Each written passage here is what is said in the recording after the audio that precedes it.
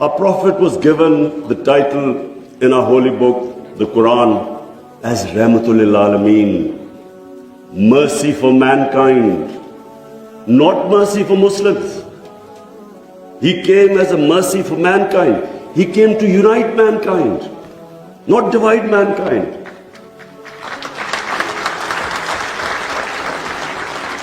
Allah for Muslims is Rahmat, Rabbul Alameen, not Rabbul Muslimeen. We do not understand, we Muslims don't understand the great mission our Prophet came in this world for, to unite humanity. The Charter of Medina was signed with Jews, with Christians, with Sabians, and with pagans. All became part of a human community.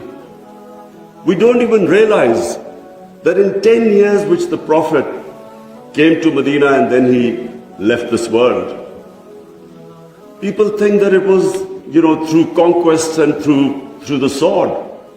Hardly anyone knows that in these 10 years, there were only about 1,200 people who were killed in battles. In these 10 years, 1,200 people died and Islam spread all over Arabia. So it was a revolution of ideas. He created a new system. So the state of Medina, he created the best rule of law. The basis of a civilized society is rule of law. His saying that even if my daughter commits a crime, she will be punished. No one is above law. His saying that many nations before you have been destroyed, where the powerful crooks were exempted, were given immunity, and poor crooks were put into jail. If you look at the world right now, Excellencies, I can tell you, just look at all the poor countries. Look at the countries which have poverty. There will be one thing in common. They cannot catch the white-collar criminals. They only end up putting petty criminals in jail. This is the biggest problem which our Prophet, peace be upon him, predicted almost 1500 years ago. The developing world is poor not because they lack resources, because they cannot put the powerful criminals in jail. There's a fact-type panel report by Secretary General of the United Nations. According to this report, and this will shock all of you, that every year, $1.6 trillion leave the poor countries and end up in tax havens and in the developed world. $1.6 trillion according to the fact-type panel report of the UN Secretary General. Just imagine what is going on. Poor countries are being robbed simply because we cannot put the powerful criminals in jail. We cannot bring them under the rule of law. This is what our Prophet predicted. And this was the state of Medina, where he set up this system of rule of law, no one above. And two of the first four Khalifas, two of the first four heads of state of Medina ended up in court of law. And one of the most revered and respected figures of Islam, who was the fourth Khalifa, he loses a case against a Jewish citizen because the judge refused to accept the testimony of his son. This was the justice system there, which laid the foundation of this great civilization. So what does it show? Number one,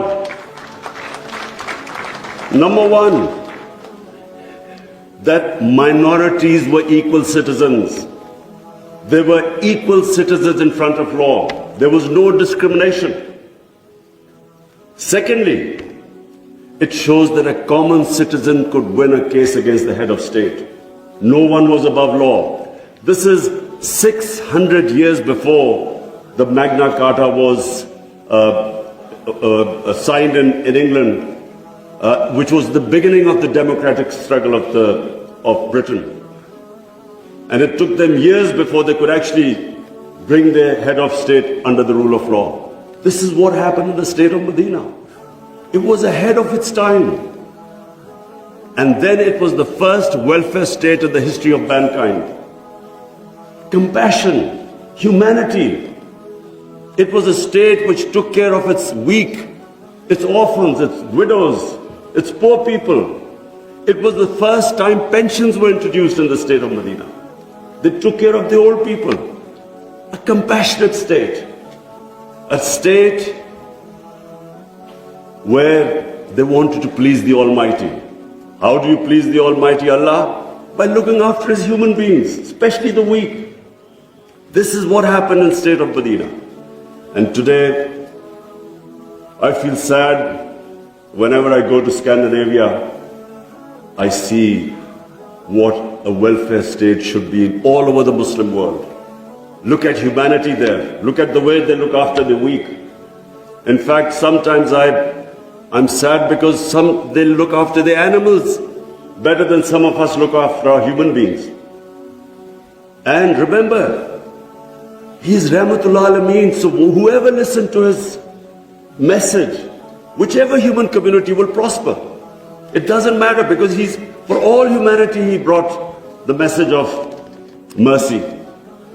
If you look at Switzerland, in the rule of law index, Switzerland is 99%. 99%. So with hardly any resources, it is one of the most prosperous countries in the world. So as I said, anyone who goes by the model of the model of Medina will prosper. And then, quest for knowledge. Foreign Minister Wang Yi, you'll be surprised, one of our prophets saying, he said, even if you have to go to China to learn and quest for knowledge, you must go there. Now first China at that time was center of knowledge, but it meant even risking your life. Going from, at that time, Arabia to China meant you might not come back. So that was the quest of knowledge. You have to seek knowledge from cradle to grave. He sparked off this great knowledge revolution. For hundreds of years, the top scientists were Muslims because they thought quest for knowledge was a sacred duty. Look at the situation in the Muslim world today. How much do we have a quest for knowledge? And then we get so much, wherever you go, Muslims we imprison our women have no rights. And sometimes, it almost seemed that the US invaded Afghanistan to liberate their women. There was no other reason except to liberate their women. Somehow our women are in prison. Let me just tell you that it was a revolutionary move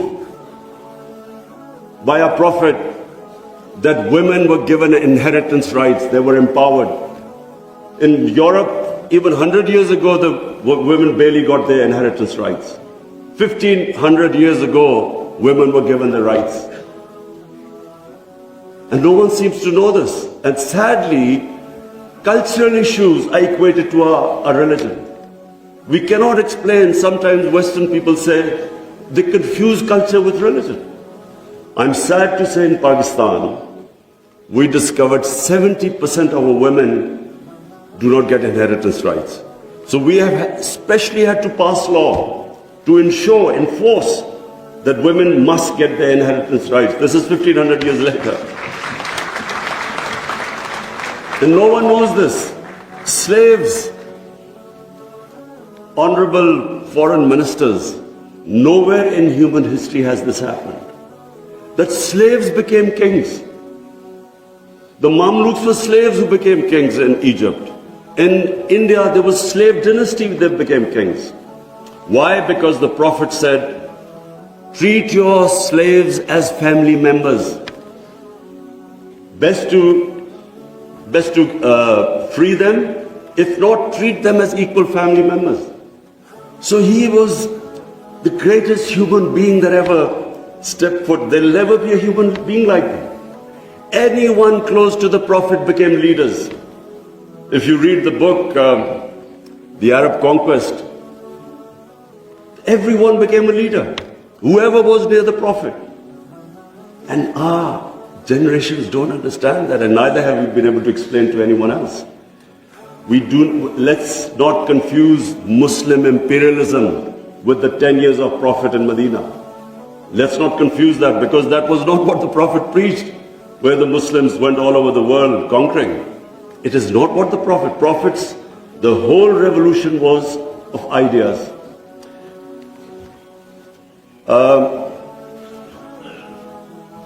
Honorable Foreign Ministers, one of the ideas of OIC is to protect Islamic values.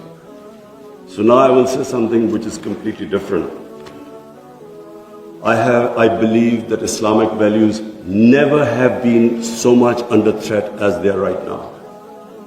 And I bring this to this August assembly because when I became the Prime Minister, I asked the police chief, asked him what the crime charge. I was amazed to note that sex crime, child abuse and rape is the fastest growing crime in this country. So we did further investigation. We discovered that the mobile phone, the sort of pornographic material available on the mobile phone to children, this has never happened in human history. So the material available is causing havoc in our society without us knowing. Parents don't know what's happening when the child goes into his room or something. They don't know what he's watching on his mobile phone. It is very important that this August forum, we should plan how to combat this, because it is already having a huge impact. We have a rise in divorces. We all know that the more vulgarity, the more a society gets permissive, it has a direct impact on the family system. One of the most important things about Islam is that our religion protects the family system. We have values like we respect parents, we have respect for our teachers, but the culture that is coming through, social media, we really need to think carefully, how are we going to protect our generations? I have formed in Pakistan a Rahmatul Alameen authority of scholars. The whole purpose is how are we going to give an alternate point of view to our children, cartoons. How do we, because children get influenced from that age onwards.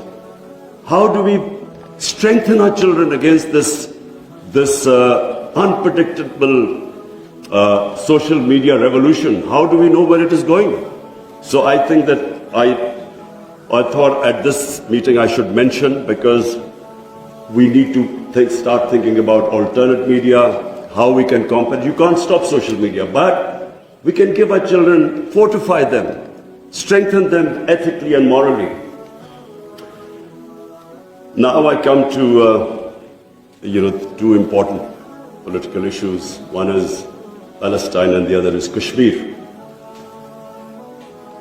Honorable Foreign Ministers, we have failed both the Palestinians and the people of Kashmir. I'm sad to say that we have been able to make no impact at all. They don't take us seriously. We are a divided house, and those powers know it. We are 1.5 billion people, and yet our voice to stop this blatant injustice is insignificant. We are not talking about conquering some country. We're simply talking about the human rights of the people of Kashmir and Palestine, the international law, which is on their side, United Nations Security Council resolutions that back their right. In Kashmir, the international community promised them the right to decide their own destiny through a plebiscite. That right was never given to them. In fact, this special status of Kashmir was taken away illegally by India on 5th August 2019. Nothing happened. Because they feel no pressure. They feel we can make a resolution and then, back to our usual business. I'm not talking about altering our foreign policies. All of us countries have our different foreign policies. But on core issues, I am asking the OIC that unless we have a united front, we will keep these abuses will happen. Like in Palestine, it's daylight robbery going on in Palestine.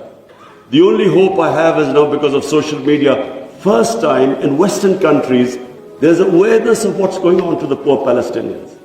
That is so far much more than the OIC. It's the mobile phone and the spread of information of the injustices being done to the Palestinians.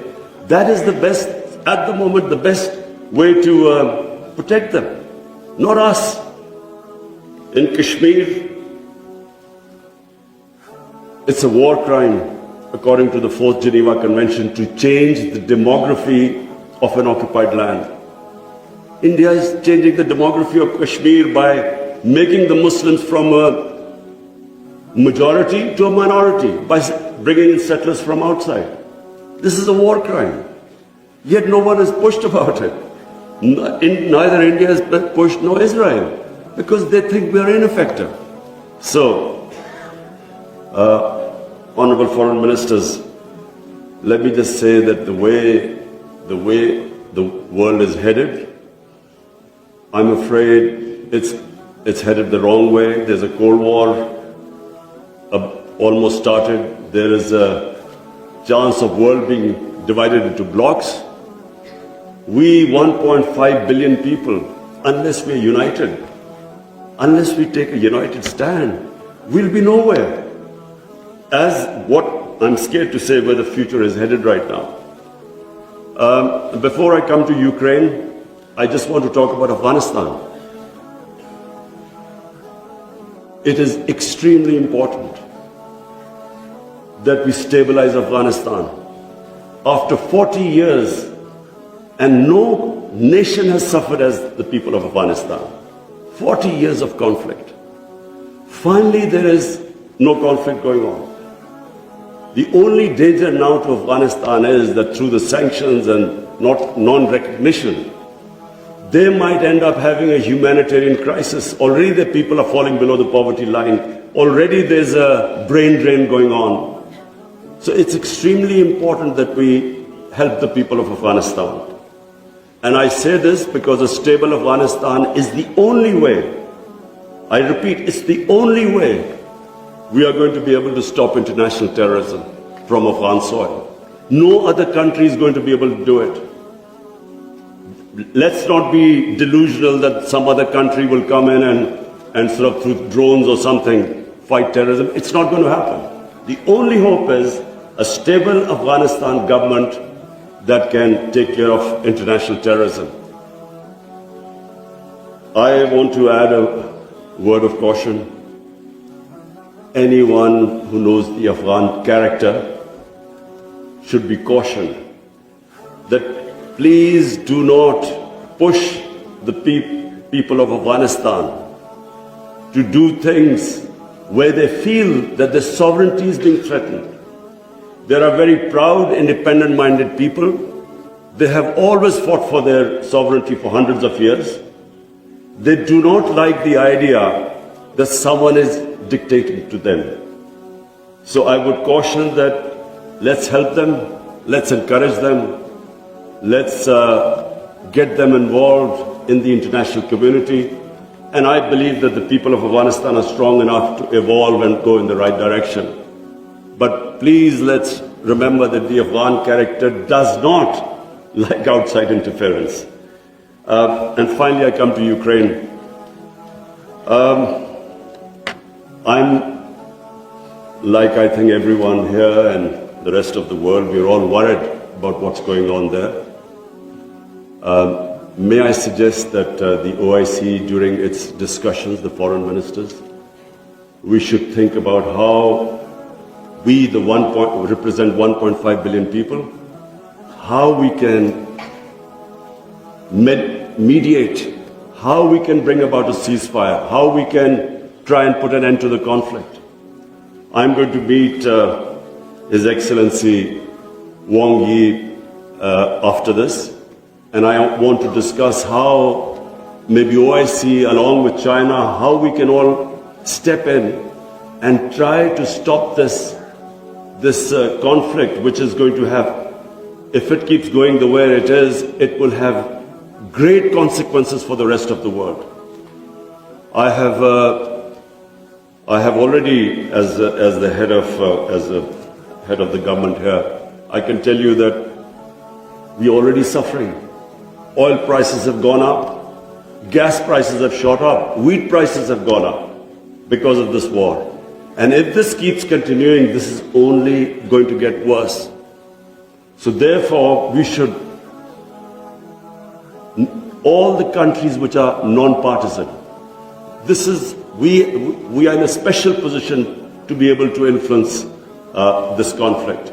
So as I said, I would want the foreign minister, Shah Mahmood Qureshi, please discuss with the other foreign ministers, and I will discuss with His Excellency, the Chinese Foreign Minister, how we can all, as a bloc, OIC and China, how we can influence the events in Ukraine and stop this and have some ceasefire and resolve this conflict.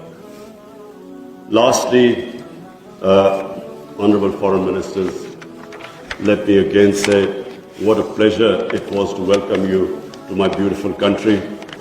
I want to end by saying, again, I repeat that the world is moving in a direction which is sadly worrisome for all of us. In bloc politics, in Cold War, and this 1.5 billion people we keep underestimating the strength we have. Somehow we lack self-belief. As a sportsman, I can tell you that a team that has self-belief will defeat a team that is far more talented but doesn't have self-belief. We don't have self-belief. We somehow look to others to help us and get justice. But as where the world is headed, it is extremely important that we get united and on certain core issues take a stand. And let's not be dragged into this, into blocks, into the conflicts. We should stay as a bloc and show our power in bringing about peace rather than becoming part of some conflict. Thank you very much.